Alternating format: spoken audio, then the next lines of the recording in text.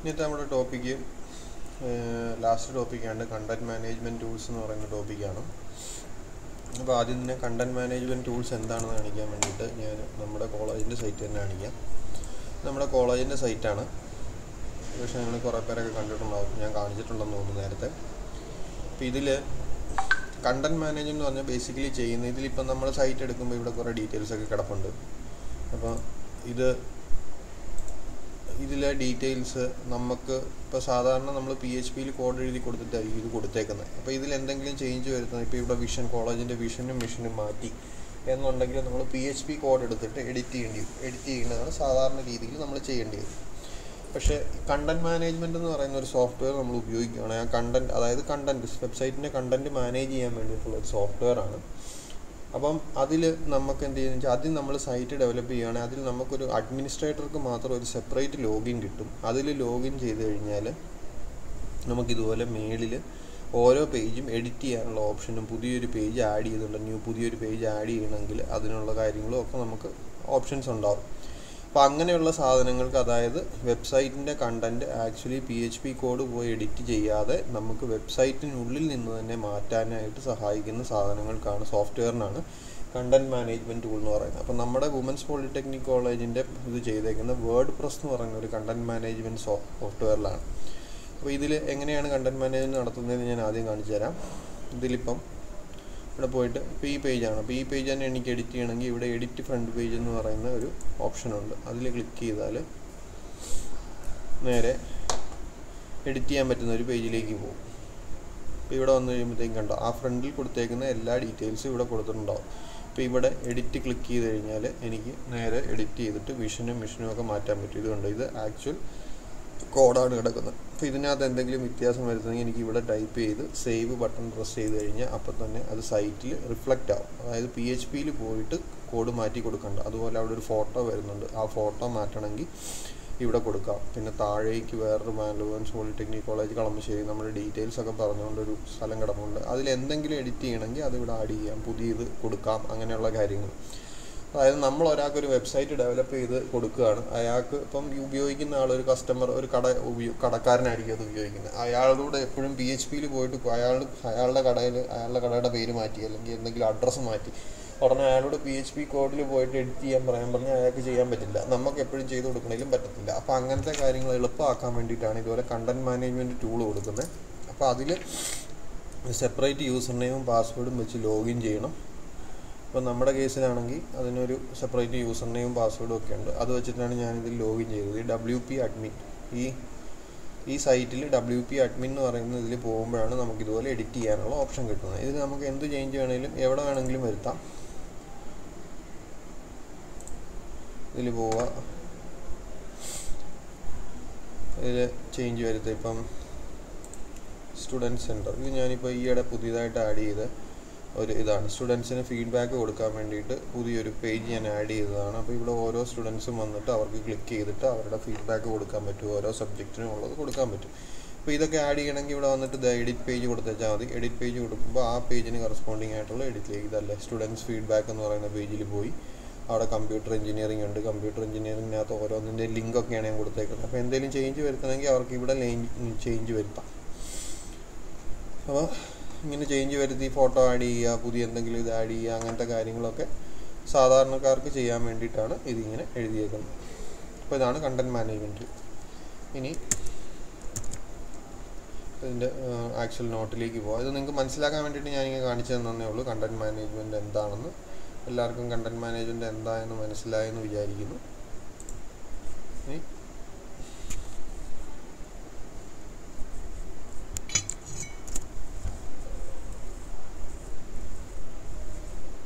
Content management tool. Content management system is a software which keeps tracks of the entire data such as text, photos, music, document, etc. which will be available on the website. വെബ്സൈറ്റിലുള്ള എല്ലാ ഡാറ്റയും content store ചെയ്യാനും manage ചെയ്യാനായിട്ട് ഉപയോഗിക്കുന്നത്. ഈ content management website ഡെവലപ്മെൻറ്റിന് ഉപയോഗിക്കണം നിർബന്ധമൊന്നുമില്ല. നമുക്ക് സാധാരണ PHP കോഡിൽ എഴുതിയിട്ട് വേണമെങ്കിലും ചെയ്യാം. ഇതിൽ ചെയ്താൽ എഡിറ്റ് ചെയ്യാനായിട്ട് എളുപ്പമുണ്ട്, അതിന് വേണ്ടിയിട്ടാണ്.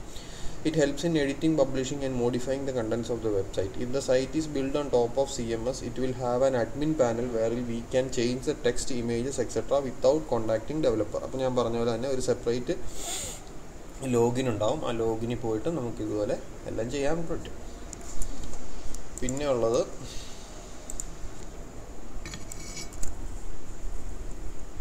അപ്പോൾ ജൂംല എന്നുള്ളതാണ് ഫസ്റ്റത്തെ ആദ്യത്തെ. ഇതിനകത്തൊരു എക്സാമ്പിൾ നമ്മുടെ സിലബസിൽ പറയുന്നത് ജൂംല എന്ന് പറയുന്ന ഒരു ഇതാണ്, കണ്ടന്റ് മാനേജ്മെൻറ്റ് ടൂളാണ് പറയുന്നത്. അപ്പോൾ ജൂംല എന്ന് പറയുന്ന കണ്ടന്റ് മാനേജ്മെൻറ്റ് ടൂളിനകത്ത് ഓരോ കണ്ടന്റ് മാനേജ്മെൻറ്റ് ടൂളിനകത്ത് പല മൊഡ്യൂൾസ് വരും. ആ മൊഡ്യൂൾസുകളെല്ലാം ഇവിടെ പറയുന്നുണ്ട്.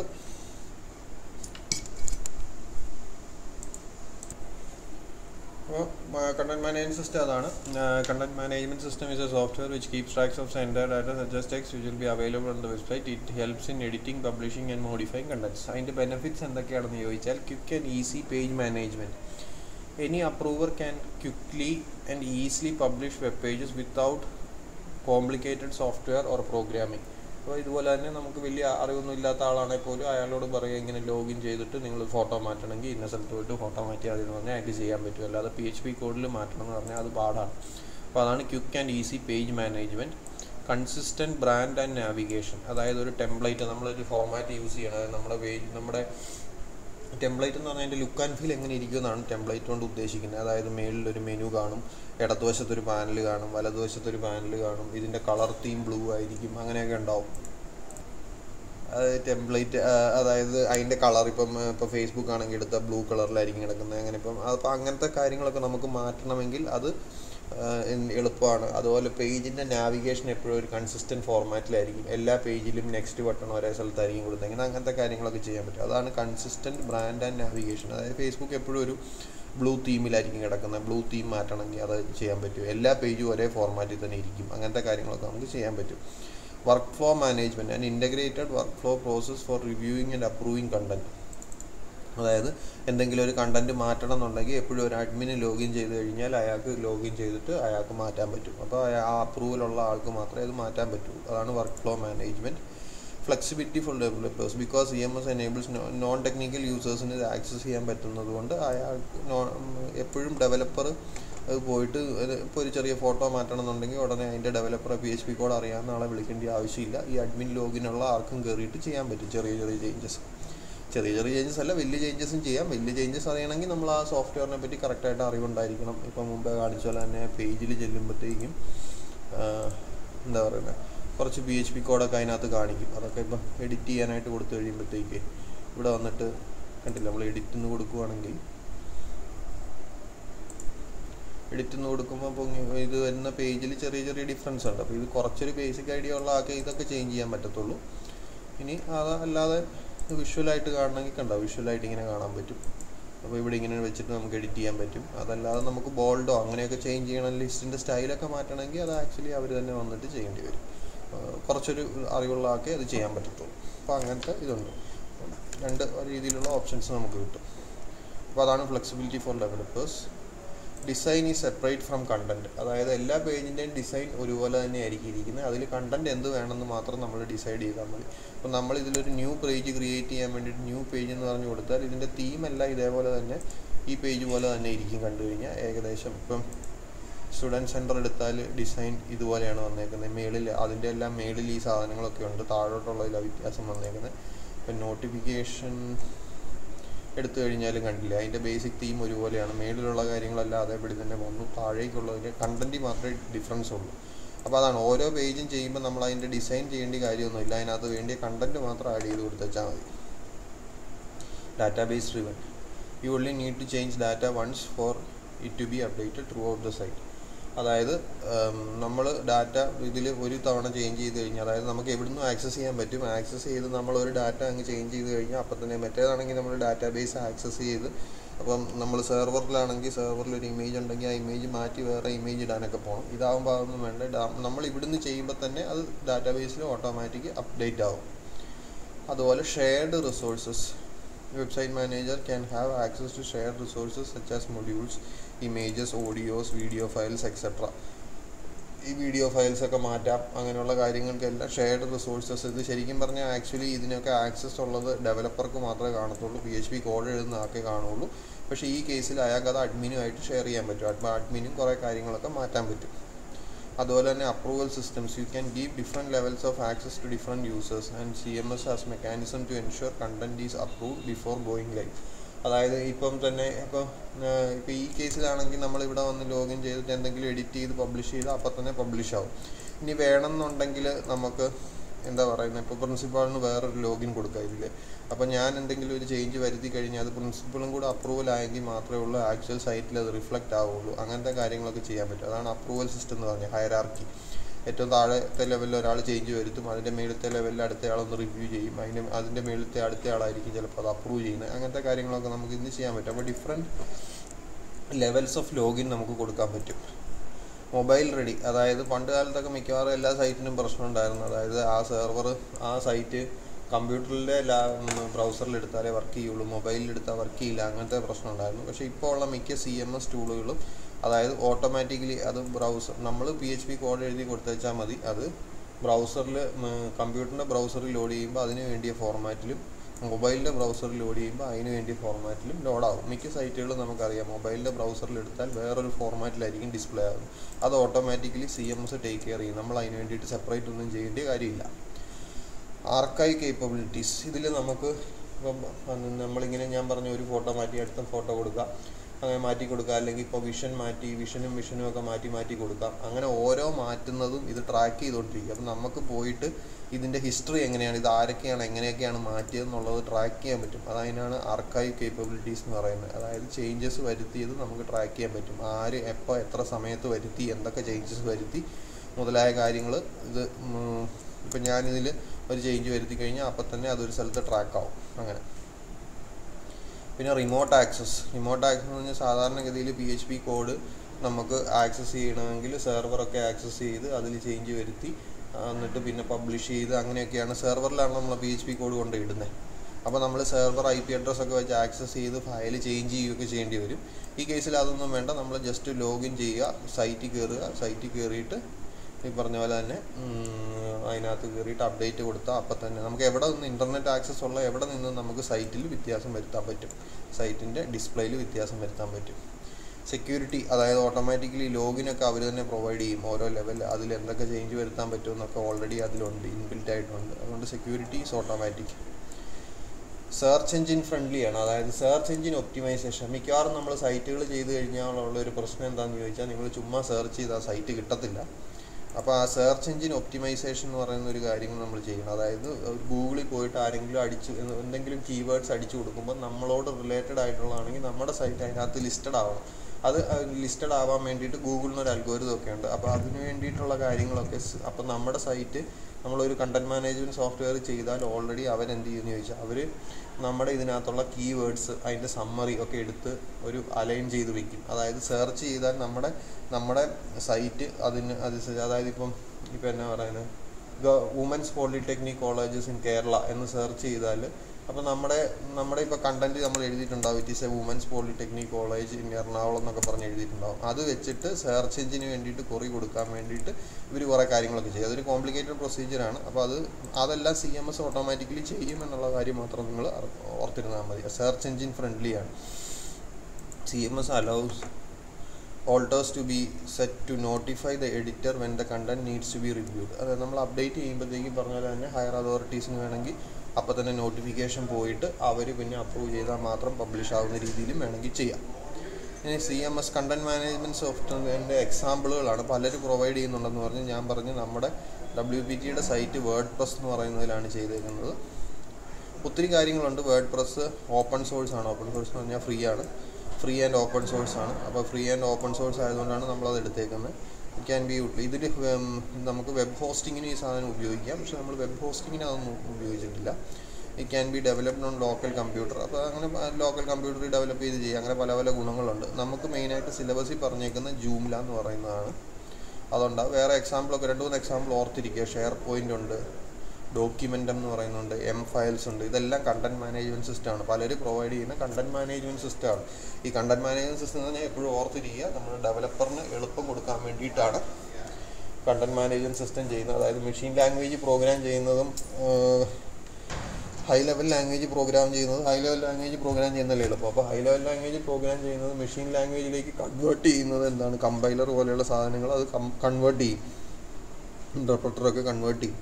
അപ്പോൾ അങ്ങനെ കൺവേർട്ട് ചെയ്യുന്നത് പോലെ കണ്ടൻറ് മാനേജ്മെൻറ്റ് സിസ്റ്റം ചെയ്യുന്ന പരിപാടി അത് തന്നെയാണ്. നമ്മൾ കുറച്ചും കൂടെ എളുപ്പത്തിൽ പ്രോഗ്രാം എഴുതും, അത് ആക്ച്വൽ PHP കോഡിലേക്ക് കണ്ടൻറ് മാനേജ്മെൻറ്റ് സിസ്റ്റം മാറ്റും. അതാണ് അതിൻ്റെ ഒരു വർക്കിംഗ്. ഇനിയുള്ളത് നമ്മുടെ ജൂംല എന്ന് പറയുന്ന കണ്ടൻറ് മാനേജറാണ്. ജൂംലയ്ക്ക് ഇതുപോലെ തന്നെ എല്ലാ കണ്ടൻറ് മാനേജ്മെൻറ്റ് സിസ്റ്റത്തിനും പല മൊഡ്യൂളുകളുണ്ടാവും. ഇപ്പോൾ ജൂംലയ്ക്ക് കണ്ടൻറ് മാനേജർ എന്ന് പറയുന്ന ഇതുണ്ട്, ബാനർ മാനേജറുണ്ട്, ടെംപ്ലേറ്റ് മാനേജറുണ്ട്, RSS ഉണ്ട്, മെനു മാനേജറുണ്ട്, സെർച്ച്, ഇങ്ങനെ പലതുണ്ട്. ഇതെന്താണെന്ന് നമുക്ക് നോക്കാം. Joomla features. ആദ്യത്തേത് യൂസർ മാനേജർ എന്ന് പറയുന്ന ഒരു മൊഡ്യൂളുണ്ട്. ഇറ്റ് അലൗസ്, അപ്പോൾ നമുക്കൊരു പുതിയ യൂസറിനെ ആഡ് ചെയ്യുകയോ എഡിറ്റ് ചെയ്യുകയോ ഡിലീറ്റ് ചെയ്യുകയോ അയാളുടെ ആക്സസ് പെർമിഷൻസ് ചേഞ്ച് ചെയ്യുകയോ പാസ്വേഡ് ചേഞ്ച് ചെയ്യുകയോ ഒക്കെ ചെയ്യണമെങ്കിൽ അതൊക്കെ ചെയ്യാനായിട്ട് യൂസർ മാനേജർ എന്ന് പറയുന്ന ഒരു മൊഡ്യൂൾ ഉണ്ടാവും. It allows managing the user information such as permission to edit, access, publish, create, delete ഒക്കെ ചെയ്യാൻ പറ്റും. ഒതൻറ്റിക്കേഷൻ കൊടുക്കാൻ പറ്റും. ഇനി content management of content using WYSIWY, what you see is what you get എന്നാണ് ഇതിൻ്റെ full form. What you see is what you get. അപ്പോൾ content management എന്ന് പറഞ്ഞാൽ കണ്ടൻറ് മാനേജ്മെൻറ്റ് നമ്മൾ ചേഞ്ച് ചെയ്യുമ്പോൾ കാണുന്നത് എന്താണോ അതായിരിക്കും നമ്മൾക്ക് പിന്നീട് കിട്ടുന്നത് എന്നാണ് അതിൻ്റെ അർത്ഥം. എഡിറ്റർ അതൊരു ടേമാണ്. It allows managing the content using WYSIWYG editor to create or edit content in a simple way. അപ്പോൾ അതാണ് ഞാനിപ്പോൾ കണ്ടത്. നമ്മുടെ വെബ്സൈറ്റിൻ്റെ പേജിൽ പോയിട്ട് നോക്കുമ്പോഴത്തേക്കും കണ്ടില്ലേ, ഇത് അല്ലേ എഡിറ്റ് എന്നുള്ള പേജിൽ പോകുമ്പോഴത്തേക്കും നമ്മളിവിടെ കാണുന്നുണ്ട്. ഈ കാണുന്ന സാധനമായിരിക്കും നമുക്ക് ആക്ച്വലി പോളിയുടെ സൈറ്റ് എടുക്കുമ്പോൾ കിട്ടുന്നത്. ഇവിടെ പോയിട്ട് വ്യൂ പേജ് എന്നുള്ള സോഴ്സ് കൊടുത്താൽ അപ്പോൾ തന്നെ ആ വ്യൂ പേജിൽ പോകുമ്പോഴത്തേക്കും നമ്മളിവിടെ കണ്ടത് തന്നെയായിരിക്കും നമ്മൾ അവിടെ കിട്ടുന്നത്. കണ്ടില്ലേ, ഇതുപോലെ തന്നെ ആയിരിക്കും, ഈ ഫോർമാറ്റ് ആയിരിക്കും അവിടെ കിട്ടുന്നത്. അതാണ് what you see is what you get എന്ന് പറയുന്നതിൻ്റെ ഫുൾ ഫോം.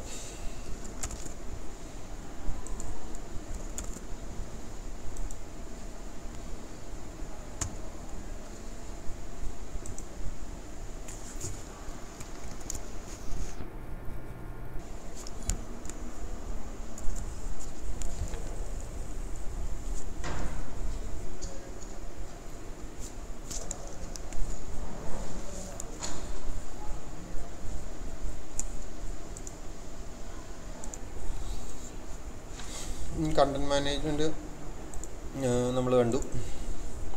ഇപ്പോൾ കണ്ടൻറ്റ് മാനേജ് ചെയ്യാൻ പറ്റും. അതുപോലെ തന്നെ ബാനർ മാനേജ്, ഇപ്പോൾ ഒരു ബാനർ പോലെയൊക്കെ പുറകിൽ കൊടുത്തിട്ടുണ്ടെങ്കിൽ, ഒരു ബാക്ക്ഗ്രൗണ്ട് ഇമേജ് കൊടുത്തിട്ടുണ്ടെങ്കിൽ അത് മാനേജ് ചെയ്യാൻ വേണ്ടിയിട്ട് ബാനർ മാനേജർ എന്ന് പറയുന്നത്, ഇത് ജൂംലയിലുള്ള മിക്ക കണ്ടൻറ് മാനേജ്മെൻറ്റിലും കുറേ മൊഡ്യൂളുകളുണ്ട്. അതിൽ ജൂംലയിലുള്ള മൊഡ്യൂൾസാണ് നമ്മൾ പഠിക്കുന്നത്. അതുപോലെ ടെംപ്ലേറ്റ് മാനേജർ ഞാൻ പറഞ്ഞു, സൈറ്റിൻ്റെ പൊതുവേ ഉള്ള ലുക്ക് ആൻഡ് ഫീൽ, അതായത് എല്ലാ പേജുകളും ഒരേപോലെ ഇരിക്കാൻ വേണ്ടിയിട്ടാണ് ടെംപ്ലേറ്റ് മാനേജർ ഉപയോഗിക്കുക. അപ്പോൾ അതിൽ ടെംപ്ലേറ്റിൽ എന്തെങ്കിലും വ്യത്യാസം വരുത്തണം, അല്ലെങ്കിൽ അലൈൻമെൻറ്റിൽ എന്തെങ്കിലും വ്യത്യാസം വരുത്തണം, മെനുവിൽ എന്തെങ്കിലും ചേഞ്ച് വരുത്തണം, അല്ലെ മെനുവിൽ ഉപയോഗിച്ചേക്കുന്ന വേർഡിൻ്റെ ഫോർമാറ്റ് മാറ്റണം, ഡിസ്പ്ലേ ഫോർമാറ്റ് മാറ്റണം, അതൊക്കെ മാനേജ് ചെയ്യാൻ വേണ്ടിയിട്ട് ടെംപ്ലേറ്റ് മാനേജർ നമുക്ക് യൂസ് ചെയ്യാൻ പറ്റും. അതുപോലെ മീഡിയ മാനേജറുണ്ട്. മീഡിയ മാനേജറാണ് നമുക്ക് മീഡിയ ഫയൽസും ഫോൾഡേഴ്സും ഒക്കെ അപ്ലോഡും അതായത് നമുക്കൊരു വീഡിയോ അപ്ലോഡ് ചെയ്യാനുള്ള ഒരു ഓപ്ഷൻ നമ്മുടെ സൈറ്റിലുണ്ടെങ്കിൽ അങ്ങനത്തെ ആ മീഡിയയിലെ കാര്യങ്ങളൊക്കെ മാനേജ് ചെയ്യാൻ വേണ്ടിയിട്ട് മീഡിയ മാനേജർ എന്ന് പറയുന്ന ഒരു പാർട്ടുണ്ട്. അവിടെ ആയിരിക്കും നമ്മൾ മീഡിയ റിലേറ്റഡ് ആയിട്ടുള്ള കാര്യങ്ങളെല്ലാം ചെയ്യുന്നത്. പിന്നെ ഉള്ളത് കോണ്ടാക്ട് മാനേജറുണ്ട്. അതായത് നമ്മുടെ മാനേജിങ് കോണ്ടാക്ട് ഇൻഫർമേഷൻ, അതായത് ഒരു കോണ്ടാക്ട് ആഡ് ചെയ്യണം, ഇപ്പോൾ സൈറ്റിൻ്റെ ഡീറ്റെയിൽസ്, അതിൻ്റെ അഡ്രസ്സ് മാറ്റണം, അങ്ങനത്തെ കാര്യങ്ങളൊക്കെ മാറ്റണമെന്നുണ്ടെങ്കിൽ അത് മാറ്റാൻ വേണ്ടിയിട്ടൊരു കോണ്ടാക്ട് മാനേജർ എന്ന് പറയുന്ന ഒരു മൊഡ്യൂൾ ഉണ്ടാവും. വെബ് ലിങ്ക് മാനേജർ ഉണ്ടാവും. അതായത് നമ്മുടെ സൈറ്റിലുള്ള പല ലിങ്കുകൾ, ഇപ്പോൾ ഓരോ പേജിനും ഓരോ ലിങ്ക് കാണും, അടുത്ത പേജിൽ ഹോം പേജിന് ഒരു ലിങ്ക് കാണും. അങ്ങനത്തെ ലിങ്കുകളെല്ലാം മാനേജ് ചെയ്യാനും അത് കോമൺ ആയിട്ട് കാണിക്കുകയോ അങ്ങനെയെല്ലാം വേണമെങ്കിൽ അതിന് വെബ് ലിങ്ക് മാനേജർ എന്ന് പറയുന്ന ഒരെണ്ണമുണ്ട്. പിന്നെ search, it allows users to search appropriate information on your site. You can use smart indexing, അതായത് സെർച്ചിങ്ങിന് വേണ്ടിയിട്ട് നമ്മുടെ സൈറ്റിൽ എന്തെങ്കിലും ഡാറ്റ സെർച്ച് ചെയ്തിട്ട് കിട്ടണമെങ്കിൽ അതിന് വേണ്ടിയിട്ട് ഒരു സെപ്പറേറ്റ് മൊഡ്യൂൾ ഉണ്ടാവും. അത് സെർച്ച് എന്ന് പറയുന്നൊരു മൊഡ്യൂളാണ്. ഇനി മെനു മാനേജർ, നമ്മുടെ മെനുവിൽ എന്തെങ്കിലും ചേഞ്ച് വരുത്തണം, മെനുവിൽ ഒരു പുതിയ ഐറ്റം ആഡ് ചെയ്യണം, അല്ലെങ്കിൽ ഉള്ള ഒരെണ്ണം ഡിലീറ്റ് ചെയ്യണം. മെനു എന്ന് പറഞ്ഞാൽ നമ്മൾ മേളിൽ കാണുന്ന ആ ഡ്രോപ്പ് ഡൗൺ, ഞാൻ മുമ്പേ സ്റ്റുഡൻറ്റ് സെൻറ്ററിലൊക്കെ ക്ലിക്ക് ചെയ്ത് കാണിച്ചില്ലേ, അതിനാണ് മെനു എന്ന് പറയുന്നത്. അതിൽ എന്തെങ്കിലും ചേഞ്ച് വരുത്തണമെങ്കിൽ അതിനുള്ള ഓപ്ഷൻ ഉണ്ടാവും. ലാസ്റ്റത്തേത് RSS എന്ന് പറയുന്നൊരു മൊഡ്യൂളുണ്ടാവും. ഇത് stands for really simple syndication എന്ന് പറയുന്ന ഒരു ഇതാണ്. അത് എന്തിനാണെന്ന് ചോദിച്ചാൽ അതും ഞാൻ മുമ്പേ പറഞ്ഞ പോലെ തന്നെ സെർച്ചിന് വേണ്ടി, അതായത് ഗൂഗിളിൽ ഒരാൾ സെർച്ച് ചെയ്താൽ നമ്മുടെ സൈറ്റ് മേളിൽ വരാൻ വേണ്ടിയിട്ടുള്ള കാര്യങ്ങളാണ് അതിനകത്ത് വരുന്നത്. അതൊരു കോംപ്ലിക്കേറ്റഡ് അൽഗോരിതമാണ്. അപ്പോൾ നിങ്ങൾ അതിൻ്റെ പേര് മാത്രം ഓർത്തിരുന്നാൽ മതി. It stands for really simple syndication which helps your site contents to be automatically updated. അതായത് എന്തെങ്കിലും സെർച്ച് ചെയ്യുകയാണ്, അപ്പോൾ ആ സെർച്ച് ചെയ്ത ആൾ നമ്മുടെ പേജിലേക്ക് വരുവാണെന്നുണ്ടെങ്കിൽ ഓക്കെ, അപ്പോൾ ഇന്ന സെർച്ചിൻ്റെ അർത്ഥം അതിന് ആ ഒരു സെർച്ച് അതിൻ്റെ ആ കീവേഡ് ഉണ്ടാവും. അപ്പോൾ അങ്ങനെ സെർച്ച് ചെയ്താൽ ഈ സൈറ്റാണ് കാണിക്കേണ്ടതെന്നുള്ളതൊക്കെ അപ്ഡേറ്റ് ചെയ്യും. അങ്ങനത്തെ കാര്യങ്ങളൊക്കെ അപ്ഡേറ്റ് ചെയ്യാനാണ് ഈ മൊഡ്യൂൾ ഉപയോഗിക്കുന്നത്. ഇത് ബേസിക്കലി സെർച്ച് ഒപ്റ്റിമൈസേഷനാണ് അത് ഉപയോഗിക്കുന്നത്. ജൂംലയ്ക്ക് അഡ്വാൻറ്റേജസ് ഉണ്ട്, ഒത്തിരി അഡ്വാൻറ്റേജസ് ഉണ്ട്. It is open source and freely available ആണ്. ഫ്രീ ആകുമ്പോൾ അത് എല്ലാ കാശ് മുടക്കാതെ നമുക്ക് കിട്ടും. Joomla is design to be easy to install ചെയ്യാൻ എളുപ്പമാണ്. Joomla is easy to use. ഇപ്പോൾ ഇപ്പം വേർഡ് പ്രസ്സൊക്കെ കാണിച്ച പോലെ തന്നെ അതിലും കുറച്ചുകൂടെ ഈസി ആയിട്ട് യൂസ് ചെയ്യാൻ പറ്റുന്നതാണ്. As a web designer or developer you can quickly build sites with minimal instructions to the client can easily manage their sites. അതായത് നമ്മൾ സൈറ്റ് ചെയ്ത് ഒരാൾക്ക് കൊടുത്തു കഴിഞ്ഞാൽ അയാൾക്ക് എന്തെങ്കിലും ചേഞ്ച് വരുത്തണമെങ്കിൽ അയാൾക്ക് പറഞ്ഞു കൊടുത്ത് മനസ്സിലാക്കിക്കാൻ ഭയങ്കര എളുപ്പമാണ്. It is a very easy to edit content with what you see is what you get editor. What you see is what you get interface that allows you to directly manipulate the layout of the document. Layout മാറ്റാൻ പറ്റും, സൈഡിൽ കൊടുത്തേക്കുന്ന ഒരു window മേളിലേക്ക് മാറ്റാൻ പറ്റും, അങ്ങനത്തെ alignment ഒക്കെ നമുക്ക് ചെയ്യാൻ പറ്റും. അതൊക്കെ ജൂംലയിൽ ചെയ്യാൻ പറ്റും. It ensures safety of data content and does not allow anyone to edit data. അതായത് ആ യൂസർ നെയിമും പാസ്വേഡും കൊടുത്ത് എൻ്റർ ചെയ്യുന്നവരല്ലാതെ വേറെ ആർക്കും എഡിറ്റ് ചെയ്യാൻ പറ്റില്ല. ആ സെക്യൂരിറ്റി അത് പ്രൊവൈഡ് ചെയ്യും. By default Joomla is compatible with all browsers. എല്ലാ ബ്രൗസറിലും ജൂംലയിൽ കോഡ് ചെയ്താൽ എല്ലാ ബ്രൗസറിലും വർക്ക് ചെയ്യും. നമ്മൾ HTML പഠിച്ചായിരുന്നു ചില ഹെഡിങ്ങുകളും കാര്യങ്ങളൊക്കെ ഓരോ ബ്രൗസറിലും ഓരോ രീതിയിലായിരിക്കും വർക്ക് ചെയ്യുന്നത്. അങ്ങനത്തെ പ്രശ്നങ്ങളൊക്കെ ജൂംല അവോയ്ഡ് ചെയ്യും. Templates are very flexible to use. അതിനകത്ത് ടെംപ്ലേറ്റ്സ് ഒക്കെ യൂസ് ചെയ്യാൻ എളുപ്പമാണ്. അപ്പോൾ കുറേ ടെംപ്ലേറ്റുകൾ അതുണ്ടാവും. അതിലേതെങ്കിലും വേണമെങ്കിൽ നമുക്ക് എടുക്കാം, അല്ലെങ്കിൽ ഒരു ടെംപ്ലേറ്റ് എടുത്തിട്ട് അതിൽ ചെറിയ വ്യത്യാസം വരുത്തിയിട്ട് ചെയ്യണമെങ്കിൽ അങ്ങനെ ചെയ്യാം. Media files can be uploaded easily. Media files upload ചെയ്യാനുള്ള മൊഡ്യൂൾ വളരെ ഈസിയാണ്. Provides easy menu creation tool. Menu ക്രിയേഷനും വളരെ ഈസിയാണ്. ഇതാണ് ജൂംലയുടെ അഡ്വാൻറ്റേജ്. ഡിസഡ്വാൻറ്റേജസ് എന്ന് പറഞ്ഞാൽ it gives compatibility problems while installing several modules, extensions and plugin. അതിൽ കോമ്പാക്റ്റബിലിറ്റി ഇഷ്യൂ ഉണ്ട്. അതായത് നമ്മൾ ഒരു വേർഷൻ ഓഫ് ജൂംലയാണ് ഇൻസ്റ്റാൾ ചെയ്തേക്കുന്നത്. അതിലിപ്പോൾ നമ്മളൊരു അഡീഷണൽ ഒരു പ്ലഗിൻ അല്ലെങ്കിൽ പ്ലഗിൻ എന്ന് പറഞ്ഞാൽ അതിൽ അഡീഷണൽ ഫീച്ചേഴ്സ് കിട്ടാൻ വേണ്ടിയിട്ട് നമ്മളൊരു സോഫ്റ്റ്വെയർ ഇൻസ്റ്റാൾ ചെയ്യുന്നതിനാണ് പ്ലഗിൻസ് എന്ന് പറയുന്നത്. പ്ലഗിൻ ഇൻസ്റ്റാൾ ചെയ്യുമ്പോൾ ചിലപ്പോൾ ഈ പ്ലഗിൻ ആ വേർഷനിൽ വർക്ക് ചെയ്യില്ല, അങ്ങനത്തെ പ്രശ്നങ്ങളൊക്കെ വരും. പ്ലഗിൻസ് ആർ ഇതിന് ജൂംലയുടെ ഒരു പ്രത്യേകത ഉള്ള എന്താണെന്ന് ചോദിച്ചാൽ ജൂംല എന്ന് പറയുന്ന ബേസിക് സോഫ്റ്റ്വെയർ നമുക്ക് ഫ്രീ ആയിട്ട് കിട്ടും. നമുക്ക് അഡീഷണലി എന്തെങ്കിലും ഒരു പ്ലഗിൻ വേണം അല്ലെങ്കിൽ കുറച്ചുകൂടി ഒരു ഫീച്ചർ വേണമെന്ന് തോന്നിയാൽ അത് കാശ് കൊടുത്ത് മേടിക്കേണ്ടി വരും. അപ്പം plugins and modules are not free in Joomla. Development is too difficult to handle when you want to change the layout മാറ്റണമെങ്കിൽ അത് ഇതിൽ ബുദ്ധിമുട്ടാണ്. സൈറ്റിൻ്റെ ഒരു ലേഔട്ട്, അതായത് ഇതുപോലെ അലൈൻമെൻറ്റ് കാര്യങ്ങൾ അങ്ങനെ എന്തെങ്കിലുമൊക്കെ മാറ്റണമെങ്കിൽ അത് ഇതിൽ ബുദ്ധിമുട്ടാണ്. Joomla is not much SEO optimise. Search engine optimisation കുറവാണ്. അത് നമ്മുടെ സെർച്ച് ജൂംലയിലാണ് ചെയ്യുന്നതെങ്കിൽ പറഞ്ഞു കഴിഞ്ഞാൽ ബാക്കി ഏതെങ്കിലും കണ്ടൻറ് മാനേജ്മെൻറ്റ് സൈറ്റിനെ വെച്ച് നോക്കുമ്പോൾ നമ്മുടെ സൈറ്റ് സെർച്ച് ചെയ്താൽ ലിസ്റ്റ് ചെയ്യാൻ ബുദ്ധിമുട്ടായിരിക്കും. It makes website heavy to load and run.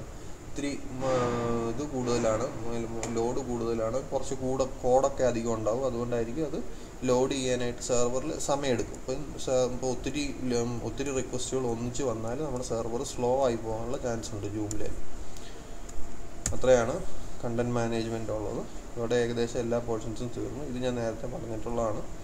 PPT prepare ചെയ്തെന്ന് മാത്രമേ ഉള്ളൂ. അപ്പോൾ ഇത് പഠിക്കുക, എന്തെങ്കിലും ഡൗട്ട് ഉണ്ടെങ്കിൽ ചോദിക്കുക. ഇത് എൻ്റെ തിയറി പാർട്ടാണ്, എന്നാണ് ഞാൻ സ്പീഡിൽ പറഞ്ഞു വിട്ടത്.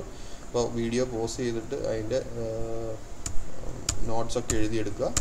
എന്തെങ്കിലും ഡൗട്ട് ഉണ്ടെങ്കിൽ ചോദിക്കുക. Thank you.